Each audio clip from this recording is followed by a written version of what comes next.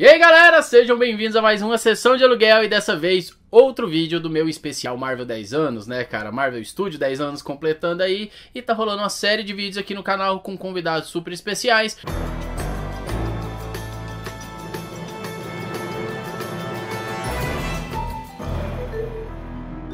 E dessa vez eu recebo o Lucas do Refúgio Cult, que vocês já viram ele alguns vídeos atrás aqui no canal. E dessa vez a gente vai debater um pouquinho sobre a Marvel, né não, Lucas? Fala galera, valeu Marcos pelo convite, o pessoal do Sessão de Aluguel.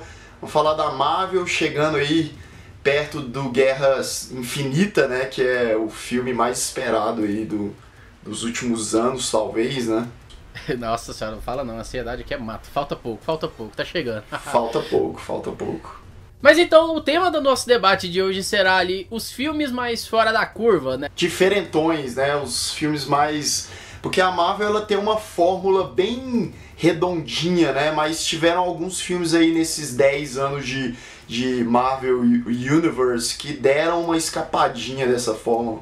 E aqui dessa nossa lista a gente vai começar comentando aí um pouquinho sobre o Doutor Estranho, né? Que talvez dessa lista seja o filme menos ponto fora da curva dos outros, diferente dos outros que a gente vai citar, mas ele ainda assim é um filme diferentão. Você concorda? Concordo, cara, concordo porque principalmente visual, né? O visual dele é uma coisa que deu aquela diferenciada. Eu não sei se você concorda comigo, Marcos, mas eu acho que é um filme que lembra muito Inception, com bastante. Leonardo DiCaprio, por conta daquelas rotações de cenário, aquele cenário subindo, descendo.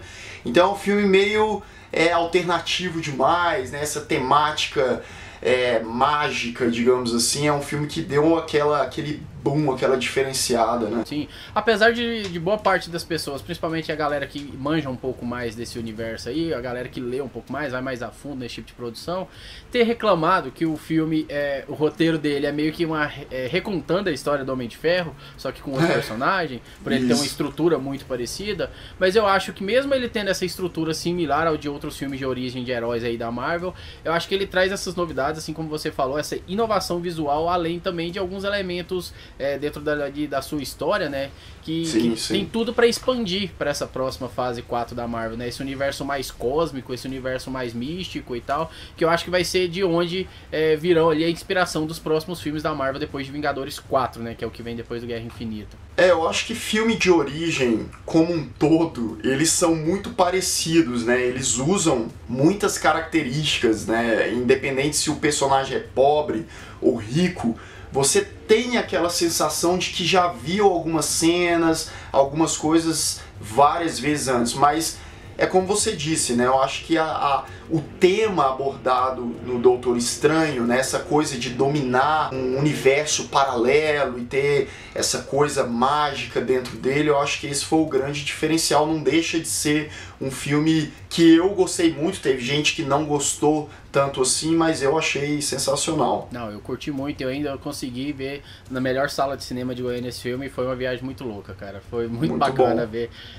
Ele é riquíssimo, visualmente falando. Sim, não, é muito bem feito e, cara, o elenco é sensacional, né? O Benedict Cumberbatch, a Tilda Swinton. Pois é, cara, Mads Mikkelsen, né? Rachel McAdams e tal, tem uma galera de peso aí. Sim, um elencão cabuloso aí. E de Doutor Estranho, agora a gente vai para um outro filme tão colorido quanto, que é Guardiões da Galáxia, né? Que o primeiro filme chegou lá em 2014 com a equipe de ilustres desconhecidos. Pouquíssimas pessoas conheciam aqueles personagens, né, tão diferentes um do outro ali, cada um com as suas características bem peculiares.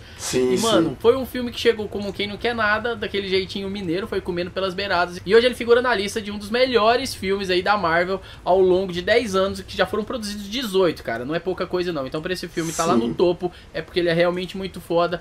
E o que você aponta de maior, como é que fala, maior diferença de Guardiões da Galáxia pra maioria? Primeiro que Guardiões, eu acho não, né? É o filme mais engraçado da Marvel, né? É o filme que ele tem essa proposta de ser escrachado no sentido de humor. E, voltando pro lançamento do primeiro filme, eu acho que foi o maior risco que a Marvel tomou até naquela época de lançamento, porque Guardiões da Galáxia é um quadrinho que pouca gente tem familiaridade ou tinha familiaridade até então, né, cara? Não é um Homem-Aranha, não é um Capitão América, não é um Thor, não, é uma equipe de uma galera ali que a gente não tinha tanta... Eu confesso que eu não tinha familiaridade quase que nenhuma, eu já tinha ouvido falar, depois que eu vi o filme, aquela coisa ali meio que escrachada mesmo, não se levando a sério, mas com visual sensacional, aquela coisa espacial, né? Os personagens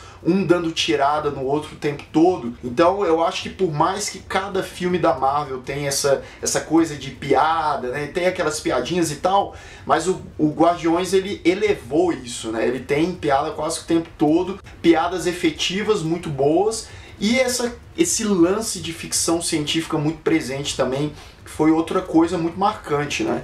Que inclusive... trouxe essa coisa da ópera espacial, né? Pro universo Marvel. Exatamente, que inclusive não só tirou de grandes filmes, né, desse gênero, como também eu acredito que tem influenciado outros filmes depois dele também, né? Dentro do próprio universo Marvel, Guardiões da Galáxia se tornou referência, né?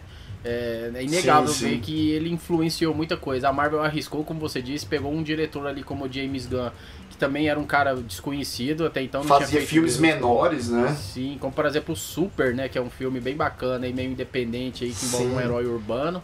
Trashão, né? Uma vibe meio trash e tal. Sim, sim.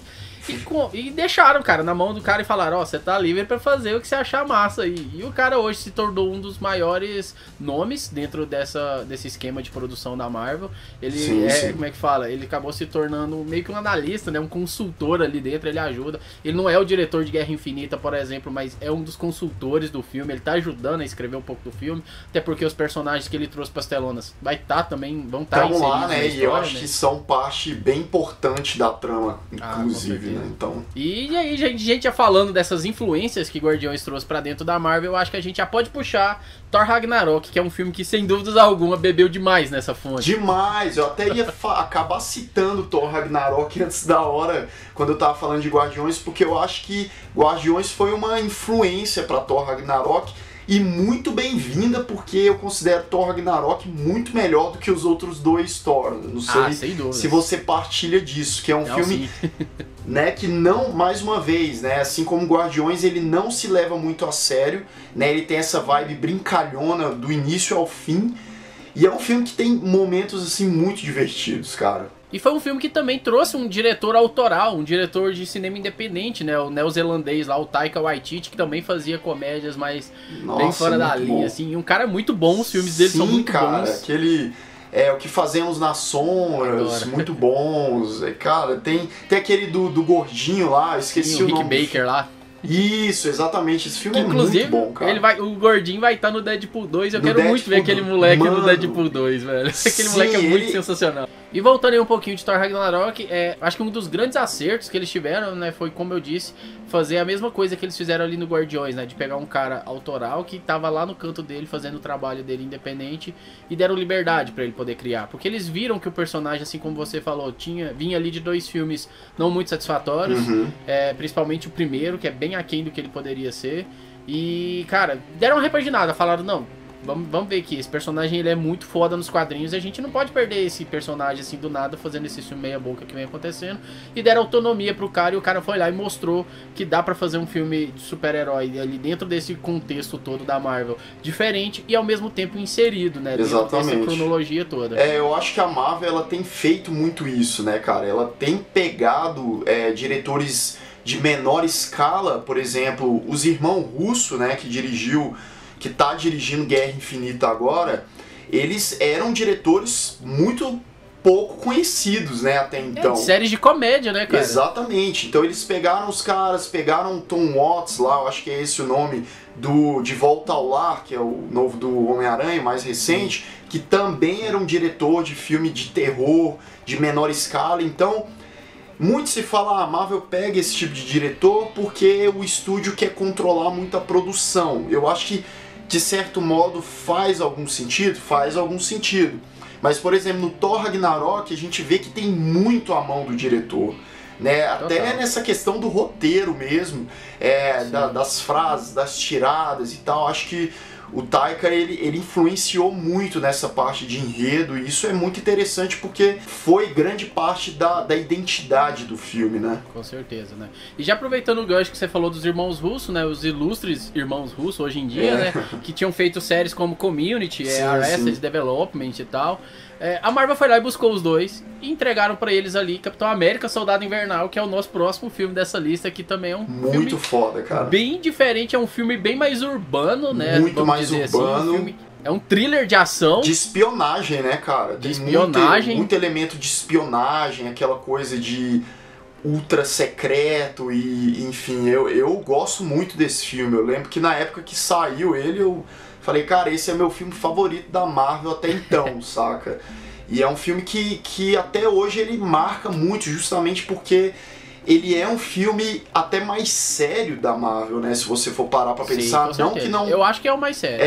Não que não tenha uma ou outra tiradinha, mas é muito mais sutil, né? A ação prevalece, os momentos de tensão são muito mais fortes. Eu gosto pra caramba. Não, e é muito bacana você ver as sequências de ação. Sim. E são sequências de ação muito mais reais, digamos assim, né? Dentro claro, dentro de um limite aí.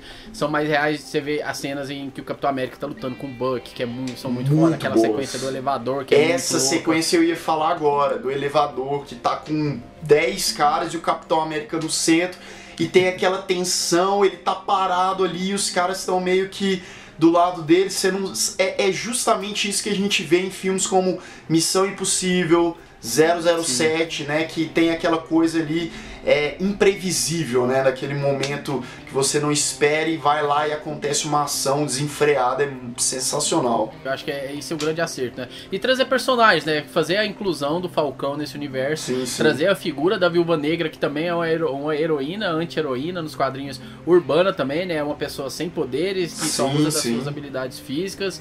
E eles trazem alguns pequenos vilões, né? Tem o Badrock lá no começo, lá, que é o George St. Pierre do UFC e tal. Então eles vão mesclando coisas nesse filme, é meio que ele vai passando de fase, o Capitão América, nessa história. E eu acho legal, muito bacana, cara, isso. Eu acho legal porque o enredo, por mais que não seja uma coisa totalmente imprevisível, mas ele vai evoluindo até o ápice do filme, né? Até o final, sim, que é um final muito bom, inclusive. Então é um filme bem diferente e eu acho que por isso que a Marvel tá confiando muito nos irmãos Russo, né? É isso que eu ia falar, eles acertaram tanto, né? O acerto foi tão grande que eles voltaram pra dirigir Guerra Civil, que é quase um Vingadores 2.5, querendo ou não, e agora vão dirigir Vingadores 3 e 4, cara. Tipo, eles realmente fizeram o que a Marvel tava esperando deles. Foi realmente satisfatório o trabalho dos caras e é por isso que eles estão aí alçando esses voos tão altos. Inclusive eu acho que Vingadores Guerra Infinita poderia estar nessa nossa lista aqui se a gente tivesse feito depois o filme, que eu acredito que vai ser um filme muito diferente da Marvel, né? Por mais que traga elementos assim dos filmes, eu acho que vai ser um filme por muitas vezes sombrio, né, carregado, e um filme épico no sentido de escala, né? Você vai ter, é quase um Senhor dos Anéis dos heróis, assim. Você vai ter uma multidão de heróis junto com aliados batalhando contra o exército do Thanos ali. Então vai ter uma escala muito épica esse filme, cara. E eu acho que ele ainda vai ser ainda mais sério do que o Soldado Invernal. Como você tava falando que ele era um filme muito sério, eu acho que o Guerra Infinita, porque Guerra Infinita ainda vai trabalhar a questão de ter mortes, cara. Mortes dos heróis que a gente tá acompanhando há tantos anos. Então isso vai trazer o teor do filme pra uma parada mais tensa. É o que todo mundo tá esperando, né? Quem que eles vão matar, porque, querendo ou não, há um apego muito grande por esses personagens e como a gente está falando de um universo que tem filmes ligados uns com os outros, uma morte num filme da Marvel como esse vai gerar muitas outras consequências para os próximos filmes da Marvel, para as próximas fases da Marvel, né? Então isso é muito, a ansiedade é muito grande. Eu só não sei se eles vão matar alguém já nesse Guerra Infinita ou se eles vão deixar pro outro filme, né? Não sei. É o Vingadores Ansiedade Infinita. Ansiedade Infinita, exatamente. Mas agora, pra encerrar, vamos direto agora para o último filme lançado, né, pelo Marvel Studios, que chegou chutando a porta, cara. Foi um filme que teve ali uma divulgação no seu processo de produção ali, uma parada bem modesta, vazou pouca coisa sobre ele, quase ninguém comentava tanto, os trailers demoraram um pouquinho a sair, os trailers também não mostravam tanto assim, e muita gente não tava ali dando os créditos devidos ali pro filme. Eu era uma dessas pessoas que não tava botando tanta fé, eu achei que seria talvez mais um filme mediano no meio de todos esses filmes que a Marvel produz, que sempre acaba acontecendo um filme ou outro que ele é mediano e fica ali só na média. E eu achei que esse seria. E cara, lê do engano, que Pantera Negra chegou arregaçando tudo, cara. Foi o filme que, mano, me surpreendeu. Eu fiquei ali com as garras, né, segurando a poltrona do cinema, porque é um filme frenético, com um ritmo muito intenso, com a riqueza de detalhes, né, no seu pano de fundo, principalmente ali, ambientando a história quase toda em Wakanda, né, uma nação fictícia, ilha africana. Que belo trabalho do Ryan Coogler, que é outro diretor que vinha de filmes mais independentes, um cara também bem autoral, e que a Marvel também largou nas mãos dele e falou: faça o que você acha que tem que fazer, garoto. E fez uma escolha certíssima. E é um cara de 20 e poucos anos, né, velho? Novão, né? Novão. Sim, cara, e é um cara que tem muita identidade, você vê isso pelos filmes dele, né, como Creed, que também é de uma franquia, e o cara incluiu a identidade dos filmes menores que ele já tinha feito até então. E a gente tá falando do filme mais rentável da Marvel até hoje, né, cara, que ganhou a 3ª posição de bilheteria mundial. Então, Pantera Negra, além da representatividade ser algo muito marcante no filme, e é usado de uma maneira tão bem representada, né, que não fica aquela coisa forçada, não é aquela coisa, toma aí um monte de personagem negro ou uma história que se passa na África. Não, é tudo muito rico, é tudo muito cheio de detalhe, né, desde a trilha sonora até o visual, até a interpretação. Eu acho que, inclusive, pra mim, os melhores personagens são inclusive os personagens femininos desse filme. Total, né? Eu gosto muito do vilão também, o próprio Pantera Negra é um bom personagem, mas cara, as mulheres aqui, elas são muito cheias de identidades e elas vão lá e fazem, sabe, acontecer. As cenas de ação desse filme também são muito boas, né? Claro que tem umas cenas ali que o CGI dão uma capengada e tal, tem. Mas eu acho que em termos de temática, de representatividade, é um filme muito importante, né, cara? Muito, cara, igual você falou. Apesar de não ser um filme com uma protagonista mulher, as 3 personagens femininas que mais aparecem na história roubam a cena, né? A Nakia, a Okoye e a Shuri. Nossa, mano, eu saí apaixonado pela Shuri do cinema. Eu saí apaixonado por aquela garota, cara, saca? A Shuri, ela tem tudo pra ser um personagem muito importante no universo da Marvel, né? De agora em diante. Não só porque cativou geral, não vi ninguém criticando essa personagem, muito pelo contrário, né? Ela tem tudo pra fazer umas pontas em vários filmes futuros aí. Existem os rumores, eu não sei como que é, como você acompanha quadrinhos, se você é bem leigo igual eu, mas nos quadrinhos, há pouco tempo, o Homem de Ferro foi substituído, né, por uma personagem feminina, a Riri Williams. E a Riri Williams se tornou a Iron Heart, né, e estão falando aí que existe a possibilidade da Shuri se tornar a Iron Heart depois do Vingadores 4, que possivelmente ali, Robert Downey Jr. não volta mais, não teremos Tony Stark como Homem de Ferro, e ao invés da Marvel criar uma nova personagem, colocar na história, estão falando da possibilidade deles usarem a Shuri e colocá-la como a Iron Heart. Seria. Ela tem talento pra criar uma armadura tão foda quanto a Tem, cara, tem. Eu acho que se eles aproveitarem essa personagem, soa muito mais natural, né? Porque a gente já tá apresentado a ela, já sabe que ela é uma personagem que domina pra caramba a tecnologia e ela tem muita capacidade, como você falou, de criar uma armadura, um negócio assim. Tem tudo para ela ser uma mulher de ferro aí, muito promissora, né, inclusive. Eu acho essa teoria muito bacana e espero que a Marvel realmente esteja pensando nisso. E vamos ver ela agora, ela vai estar em Guerra Infinita, ela vai estar em Vingadores 4, vamos ver como é que vai ser a participação dela aí. Eu acho que isso vai depender muito da participação dela, principalmente em Guerra Infinita. É difícil, né, cara? Uma coisa que eu só fico curioso pra saber é como eles vão dividir a importância dos personagens, porque quando a gente tem dezenas e dezenas de personagens relevantes em uma só produção, né? Isso é muito arriscado, é muito perigoso, você não sabe, vai deixar esse personagem muito escanteio, dá muita atenção para esse. Então tem que ter um balanço muito grande. É a partir disso que a gente vai ver se personagens como a Shuri, né, que são mais recentes nesse universo, se eles vão ter uma importância maior, né, nesse Guerra Infinita. Se vai dar um gancho para esses personagens, um gancho bacana para as próximas fases da Marvel, né? Então...